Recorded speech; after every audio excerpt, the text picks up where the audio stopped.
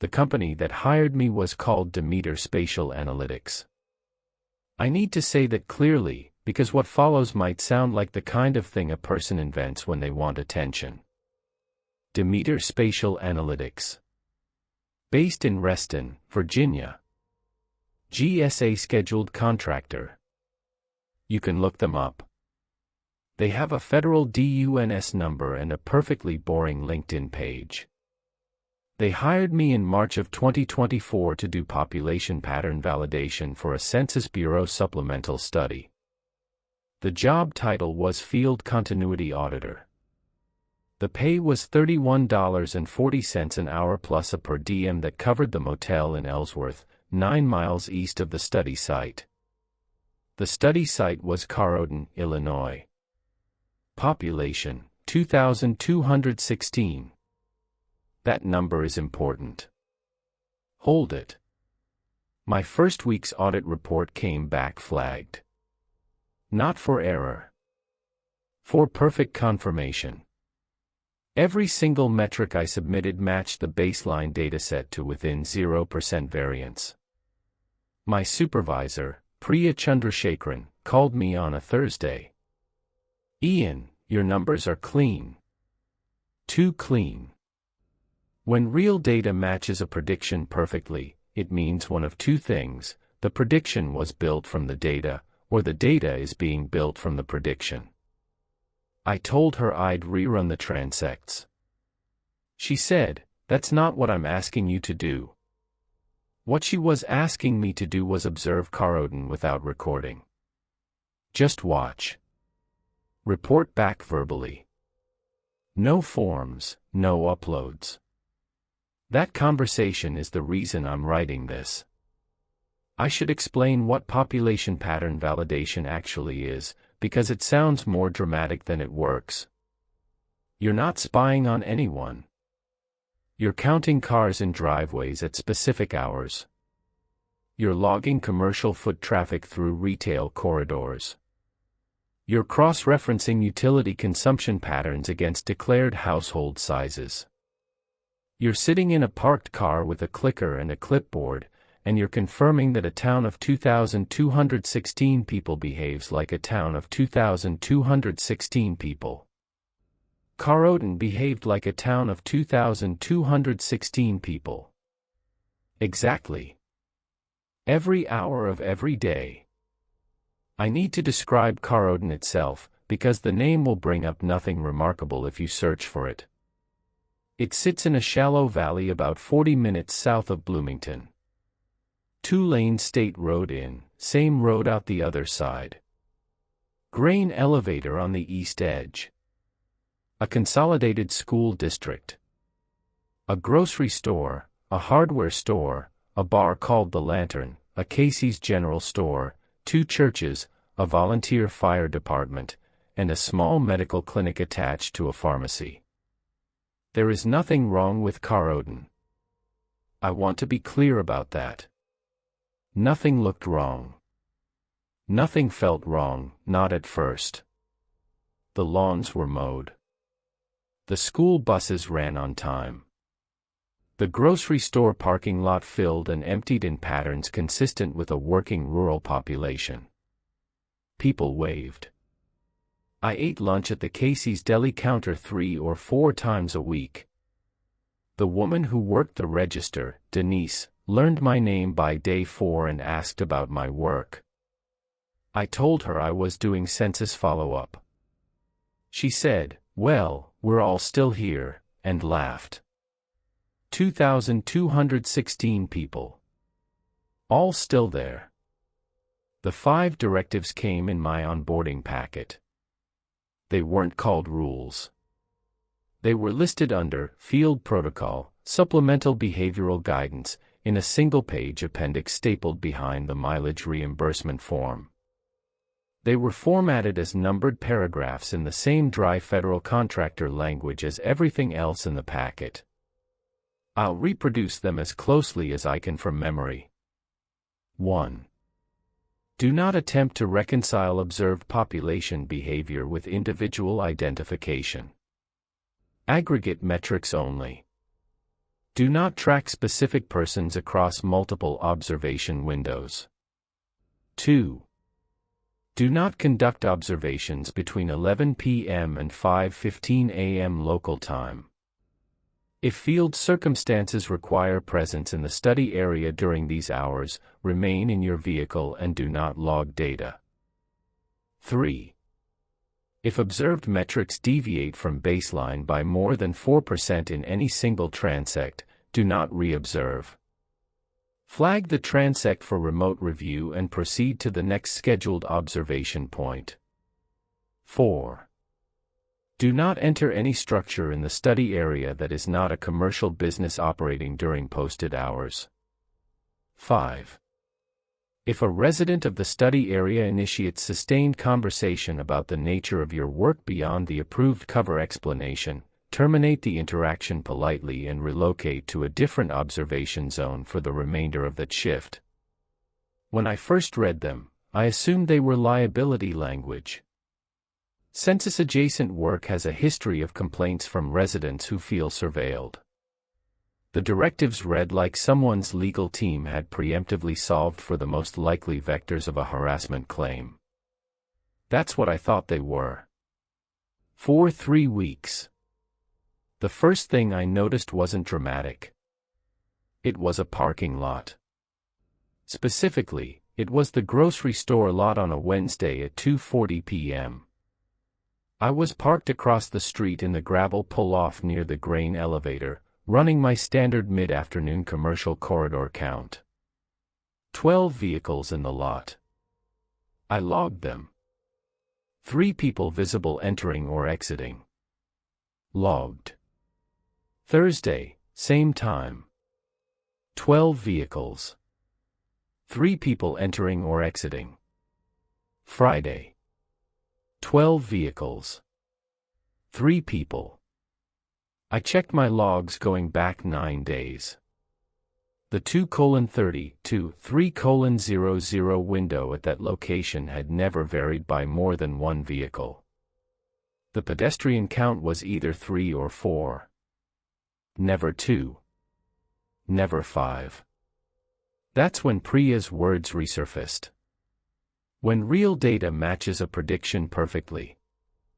I started watching the grocery store lot more carefully. Not counting, watching. And here's what I saw. The vehicles changed. Different trucks, different sedans, different colors. The people changed too. Different ages, different clothing, different gaits. Nothing was repeating in the specific. It was repeating in the aggregate. 12 vehicles. 3 people. Like a thermostat. I want to be careful here, because I know how this sounds. I know that small-town commercial patterns can be remarkably stable. I know that habitual populations produce habitual rhythms. I spent 4 years doing this work before Carodon, and I've seen plenty of towns that feel like clockwork. But clockwork drifts. Clockwork has a Wednesday when the church group goes to Bloomington for a luncheon and the lot drops to 7. Clockwork has a Friday when someone's having a yard sale on Oak Street and half the town is over there instead. Real patterns have texture. They breathe. Carodon's numbers didn't breathe. They held. I called Priya on a Monday evening. I told her what I was seeing. I told her about the grocery lot, and about the school pickup line, 14 vehicles, every day, 3:05 p.m., never 13, never 15, and about the foot traffic past the lantern on weekend evenings, steady rate of 1 person every 90 seconds between 7 o'clock and 9 p.m., regardless of weather. She was quiet for a long time. Ian. I want you to try something tomorrow. Don't go to any of your normal observation points. Pick a residential street you've never audited. Sit there for 4 hours. Count everything that moves. What am I looking for? You're looking for whether the pattern holds in locations that don't know you're watching. Tuesday morning, I drove to a street called Elm Terrace on the north side of town. Small ranch houses, mature trees, quiet. I'd never run a transect there. It wasn't in my assignment grid. I parked at the end of the block near a vacant lot and settled in with my thermos and my clicker. 8 a.m. One car backed out of a driveway 4 houses down. A woman in scrubs. She drove east toward the clinic. 8:07 a.m. One pedestrian. Older man, walking a medium-sized brown dog. Crossed my field of view left to right. Gone in 40 seconds. 8:15 a.m. One car passed through, heading west. Did not stop. 8:22 a.m. One pedestrian. Woman in a blue jacket, carrying a reusable grocery bag. Walked left to right. I kept counting. By 10 a.m., I had logged exactly 15 events. Cars leaving driveways, pedestrians passing, one delivery van. I stayed until noon. 30 events total. 15 per 2-hour block. Exactly. I didn't call Priya that night. I drove back to the motel in Ellsworth and sat on the edge of the bed and thought about what I was actually suggesting to myself. That a town of 2,216 people was somehow coordinating its visible activity to produce consistent aggregate numbers for an observer it didn't know was there. That's insane. I know it's insane. But I went back Wednesday and parked on a different street, Walnut Drive, South Side, and ran the same unscheduled observation.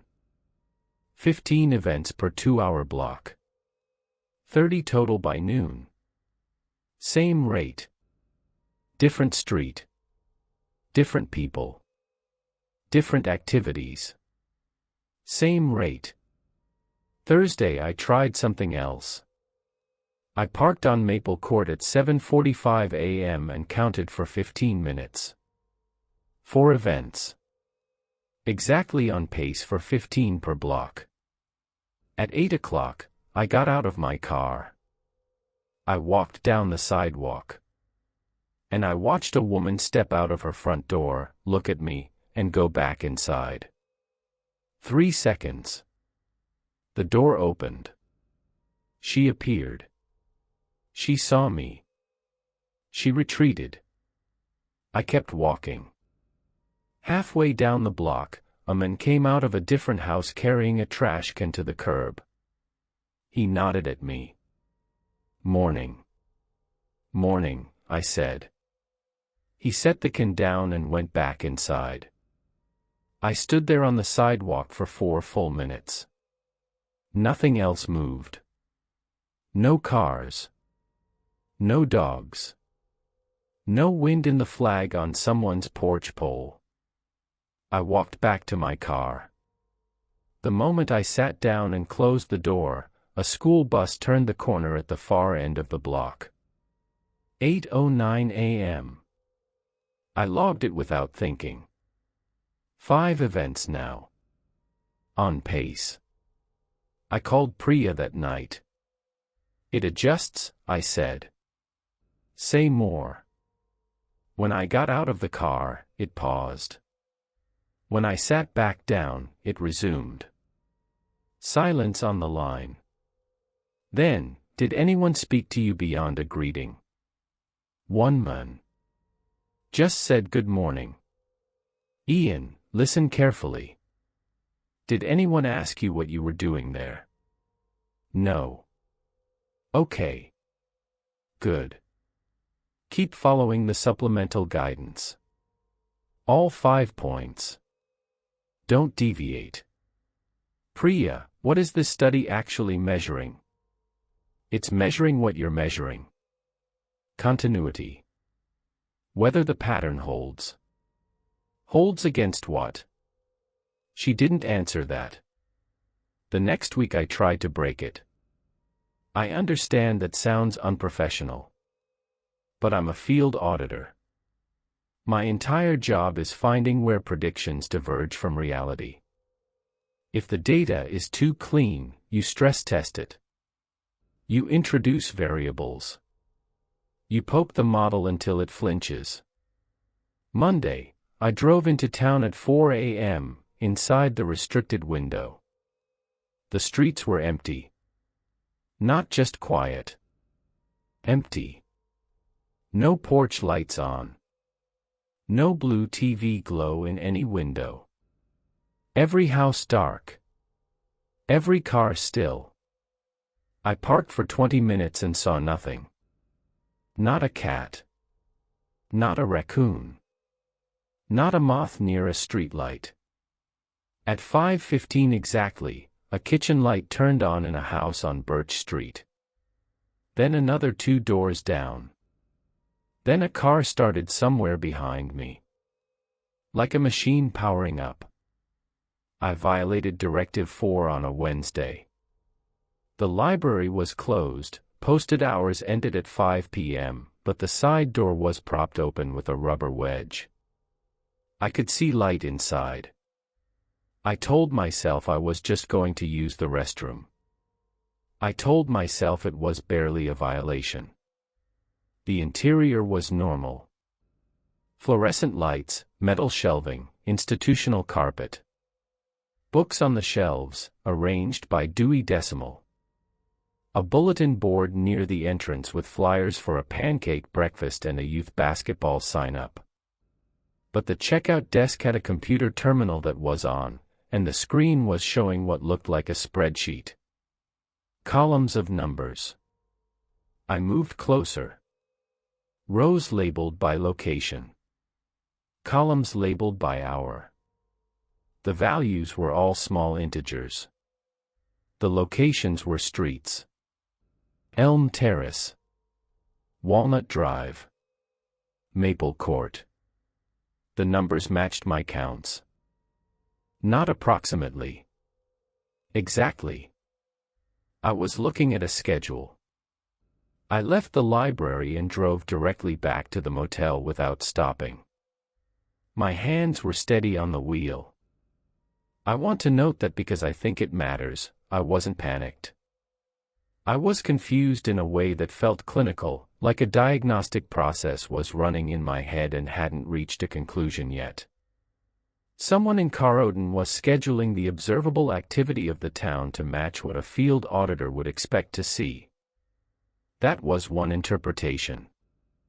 Another interpretation, the town itself was organized, had always been organized, around producing specific outputs, and what I'd seen on that screen was just the operating document. A third, I was losing my grip on proportional thinking, and what I'd seen was a library volunteer's attempt to track foot traffic for a grant application. I wanted it to be the third one. Thursday I did something I shouldn't have. I ran one of the names from the spreadsheet, not a person, a street, against the county GIS database. Then I pulled the Caroden property tax records through the state portal. Then I cross-referenced the registered voters on Elm Terrace against the Illinois Secretary of State database. 14 houses on Elm Terrace. 14 registered addresses. 23 registered voters across those 14 addresses. I had observed people entering and exiting 9 of those houses during my time on that street. The county property records listed owners for all 14. Normal names. Normal purchase dates spread across 30 years of transactions. Nothing unusual. But here's what was unusual: when I searched 3 of those names, just 3, chosen at random, through the broader state records system, they appeared in exactly one database. Property tax. That was it. No driver's license records. No court records. No vital statistics. No professional licenses. No utility accounts in any other county. They existed in Caroden's property records and nowhere else. Friday I searched 6 more names from the voter rolls. Same result. They had addresses. They had voter registrations. They appeared in no other Illinois state system. Saturday I searched all 23 registered voters on Elm Terrace. 23 addresses. 23 voter registrations. 4 of them existed in other databases. Normal people with histories. Driver's licenses, previous addresses, employment records. 19 of them existed only in Corrodon. I did not call Priya. I drove to Bloomington and sat in a Panera Bread for 3 hours running searches. I pulled every street in Corrodon I'd observed. I checked names against the state's vital records portal, the court system, the DMV lookup. The ratio held. Approximately 1 in 5 residents of Corrodon had a verifiable history outside the town. The rest had property records, voter registrations, and nothing else. No birth certificates on file. No Social Security cross-references. No medical histories in the state exchange. No school enrollment records for their children. 2,216 people. Approximately 443 of them were real, in the sense that I could verify their existence through independent systems. The remaining 1,773 existed on paper in Corrodon and absolutely nowhere else. I want to pause here and be precise about what I am not saying. I am not saying these people were ghosts. I am not saying they were holograms or robots or figments. I saw them. I spoke to one of them, the man with the trash can, whose name turned out to be Gerald Hutchins, and whose property records show he purchased his house in 2011, and who does not appear in any other database in the state of Illinois. Gerald Hutchins looked at me. He spoke to me. He moved a physical trash can with physical hands. His breath fogged in the morning air. I am saying that 1,773 people in Corrodon have no institutional existence outside the boundaries of the town. And that the town's visible activity is organized, scheduled, to produce the exact statistical footprint that a town of 2,216 people should produce.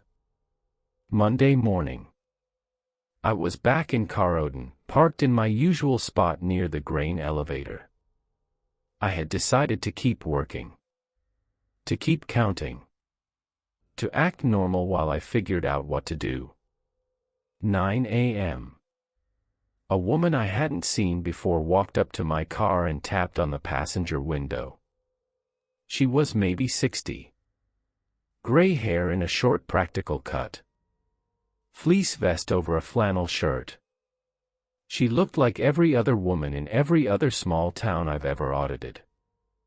I rolled down the window. "You're the census man," she said. "Yes, ma'am." Follow-up validation. "You've been here a while." "Standard engagement is 8 weeks." She nodded. Looked down the street, then back at me. "You're very thorough." "That's good. We appreciate thorough." Something about the way she said we. "Can I ask your name?" I said. "Carol Pruitt." "Do you live here in town, Carol?" 31 years. "Born here?" She smiled. Not warmly. Not coldly either. "Something else?" "That's a funny question for a censusman." "Just making conversation." "No, you're not, honey." She put her hand on the window frame. Her nails were clean and trimmed. A plain gold band on her ring finger. "You're trying to figure out whether I'm one of the real ones." I don't remember if I said anything. I think my face said enough. Carol Pruitt leaned closer. Not threatening. almost conspiratorial. You should know that it doesn't matter, she said. Real, not real, whatever you're thinking the distinction is, it doesn't work that way here. We're all here. We're all doing this. The town needs 2,216. That's the number that keeps the services funded. Keeps the school open. Keeps the fire department. Keeps the clinic. You understand? No, I said. I don't. A town under 2,000 loses its hospital funding. Loses the school subsidy. Road maintenance drops a tier. You know how many small towns in this state died because the census said they were too small to support? Too small to deserve infrastructure. I knew the number. I'd audited the aftermath. Towns that lost their post office. Lost their school. Lost their young families. Spiraled. We just decided not to do that, Carol said. You can't decide to have 2,216 people if you don't have 2,216 people. Sure you can. You just have to be very, very consistent about it. She straightened up. Adjusted her vest. Your company's been sending someone every 2 to 3 years for a while now.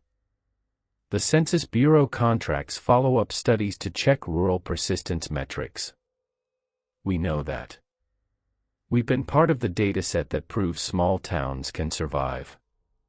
That data goes into the models that determine funding allocation for the whole region. She paused. We're not cheating anyone, Ian. We're keeping a community alive. The people who don't exist outside the town records, who are they? Carol looked at me with something I could only describe as patience. They're us, she said. They're the town. They fill the roles we need filled so the numbers work. They shop at the store so the revenue makes sense. They drive the school bus and stock the shelves and vote in local elections so the participation rates hold. But who are they? They're whoever Caroden needs them to be. She stepped back from the car. You seem like a decent man. Your reports have been very good for us. Very clean. Just keep doing what you were doing. 5 more weeks, right? Then you file your final validation and Caroden stays on the books as a stable, persistent community. Everyone benefits. She walked away. I sat there for 40 minutes. Nothing moved on the street. Then, at 10 a.m. sharp, the pattern resumed. A truck pulled out of a driveway. A pedestrian appeared on the sidewalk. 15 per block. I drove back to the motel and called Priya.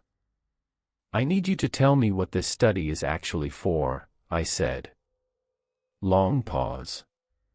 It's what I said, Ian. Continuity validation. A woman in town just told me that 80% of the population doesn't exist. That the town is performing the correct numbers to keep its funding allocation. Priya was quiet for almost 30 seconds. I could hear her breathing. Ian. How many towns are in your study area? 1. Caroden. How many towns were in the last auditor's study area? I don't know. 6. Jennifer Bosch worked 6 towns across central Illinois in 2021. She validated all of them. Perfect continuity. Clean data. Every number within baseline tolerance. Are you saying they're all doing this? I'm saying the dataset has 43 towns in it, Ian. Across 4 states. And every single one validates perfectly. Every single time we send someone. I sat on the bed. Then why send auditors at all? I said. If you know the data is manufactured. Because the funding models require third-party field validation. Without our reports, the persistence metrics collapse.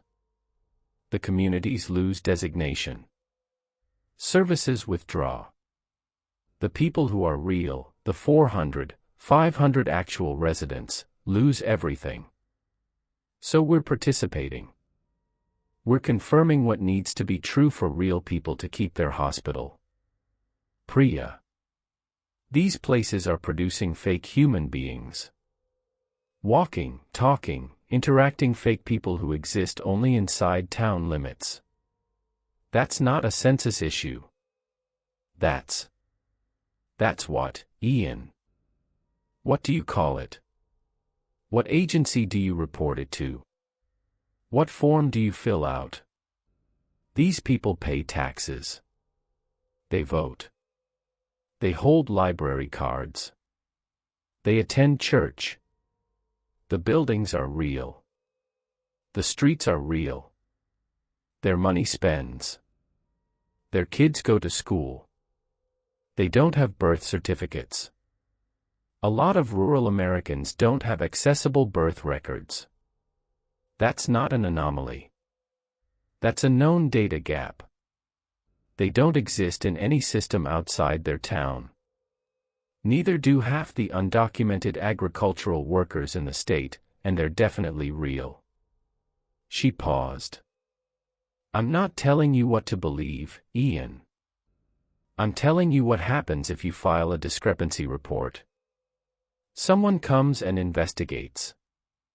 They find a town of 2,216 people who are all physically present, all paying taxes, all interacting normally. No crime.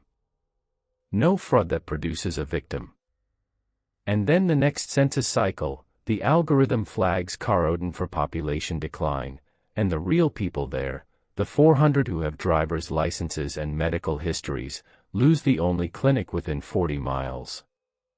I stayed in Ellsworth that night and most of the next day. I didn't go to Caroden. I sat with my laptop and ran searches. Jennifer Bosch. The previous auditor. She was on LinkedIn. She'd left Demeter Spatial Analytics in 2022 and was working for a property management company in Indianapolis. I sent her a message. She replied within an hour. You're on the Illinois rotation. Yes. Which town? Caroden. Oh, I loved Caroden. Easiest validation I ever ran. Clean numbers, friendly people. Carol at the grain elevator always brought me coffee. I stared at the message. Did anything seem off to you? I typed. 3 dots appeared. Disappeared. Appeared again. Off how? The numbers. How consistent they were. That's what makes it easy, Ian. Some towns, you have to fight the data. Caroden just works. She didn't know. Or she was performing not knowing with the same consistency Caroden performed its population. I couldn't tell. I went back to Caroden on Thursday. I had 4 weeks left on my contract. I parked in my usual spot. I ran my usual transects. I logged my usual numbers. 12 vehicles at the grocery store at 2:40 p.m. 3 pedestrians. 14 cars in the school pickup line at 3:05 p.m. 1 pedestrian every 90 seconds past the lantern after 7 p.m. I logged it all clean. Friday afternoon, I parked on a residential street I'd never visited. Sycamore Lane, west side of town.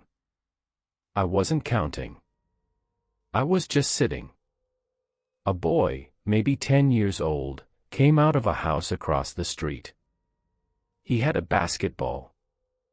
He dribbled it on the driveway for a while, shot at a hoop mounted above the garage. Missed. Retrieved it. Shot again. Made it. He looked like every 10-year-old boy I've ever seen. After about 15 minutes, he stopped. Held the ball against his hip. Looked directly at my car. Then he waved. I waved back. He went inside. That night I tried to articulate to myself what exactly was wrong. Not wrong with Carodin, I mean wrong with the situation. Wrong with what I was being asked to accept. Because Carol Pruitt's argument wasn't bad. It wasn't crazy. Small towns are dying because of population thresholds in funding models. Real people do lose real services when numbers drop below bureaucratic lines. And the fake residents of Carodin weren't hurting anyone. They shopped. They participated.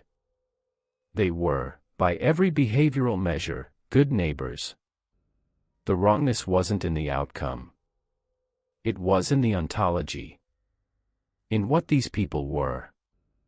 In what it meant that a town could simply produce 1,800 additional humans because it needed them, and that those humans could walk and talk and wave and take out trash cans and shoot basketballs, and that the only trace of their non-existence was a gap in state databases that nobody would ever check unless they were specifically looking for it. Where did they come from?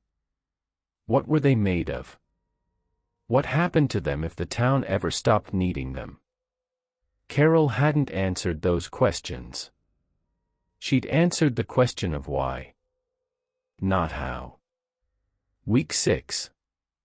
I kept working. I kept validating. My numbers stayed perfect. I filed my weekly reports and Priya approved them without comment. On Tuesday of that week, I ate lunch at Casey's. Denise at the register rang me up.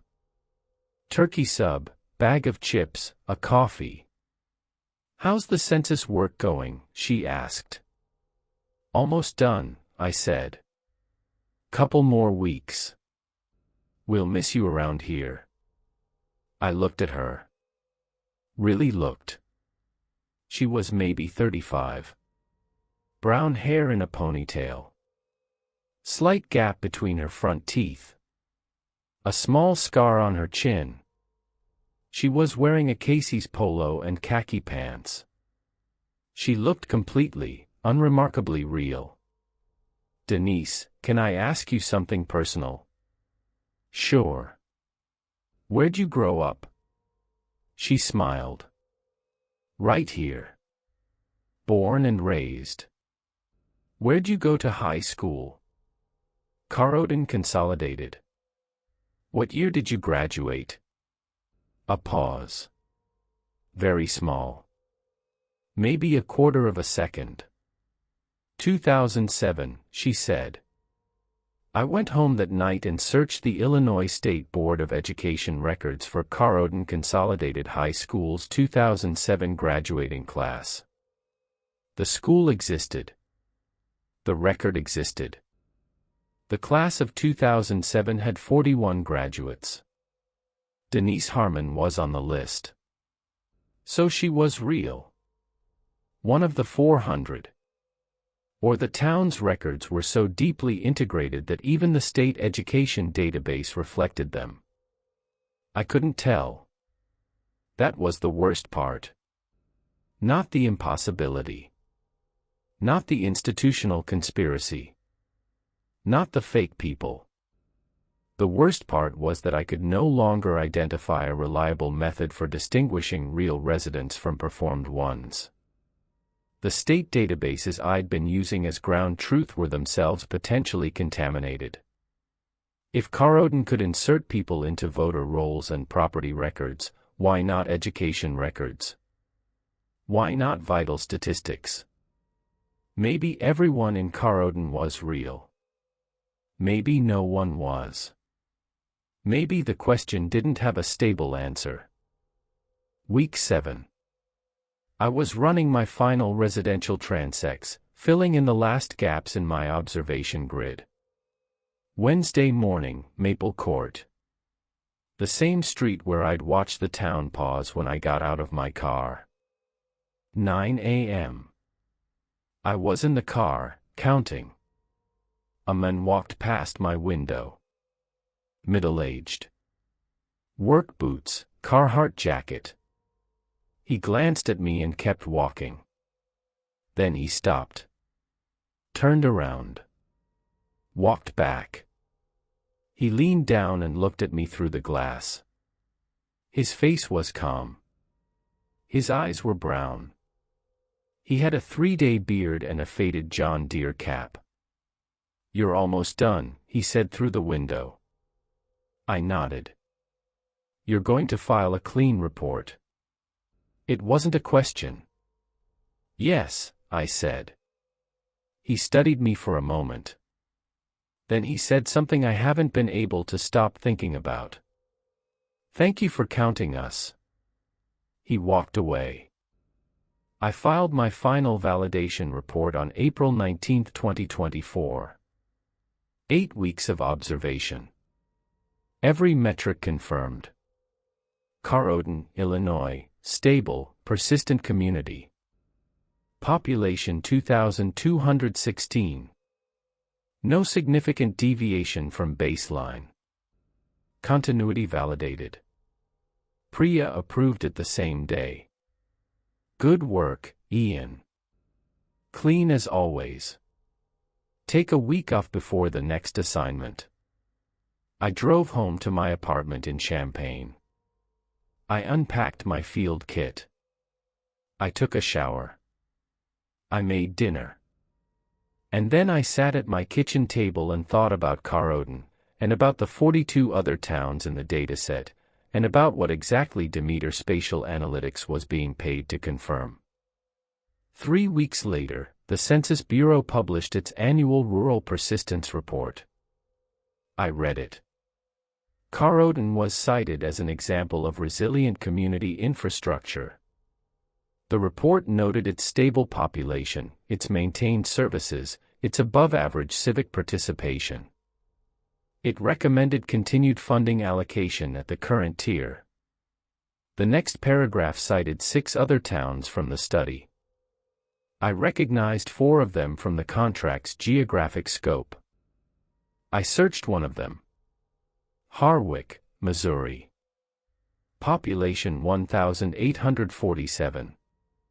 I pulled the voter rolls and ran the same database cross-reference I'd run on Carrollton. Same result. Approximately 20% verifiable through external systems. 80% existing only within town-level records. I'm still employed by Demeter Spatial Analytics. My next assignment starts in June. A town called Pruitt, in central Iowa. Population 1,934. I know what I'll find there. I know the numbers will be perfect. I know the people will be friendly and wave and say good morning and bring me coffee. I know I'll count them and the count will be exactly what it should be. I know I'll file a clean report. Here's what I don't know, and what keeps me awake. The dataset has 43 towns. Average population around 2,000. 80% non-verifiable residents per town. That's roughly 68,000 people who exist inside these communities and nowhere else. 68,000 people who vote in local elections. Who are counted in census data. Who influence state and federal funding allocation formulas not just for their own towns but for entire regions. 68,000 people who are physically present, materially real, and institutionally invisible outside the boundaries they were made to fill.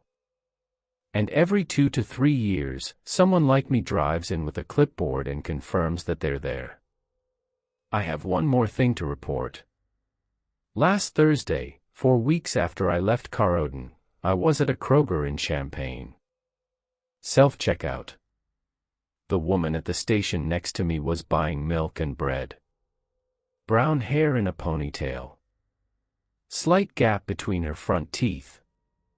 Small scar on her chin. She looked at me. She smiled. "Hey, censusman. How's it going?" Denise. 60 miles from Carodon. In a city of 88,000 people. I said, "Good. Good to see you." She paid and left. I stood there holding my groceries and thinking, was she one of the 400? A real person, doing real shopping in a real city? Or was the number here wrong too, and someone had come to make up the difference? I went home and searched the population validation report for Champaign, Illinois. It had been audited by Demeter Spatial Analytics in 2019. Clean data. Perfect confirmation.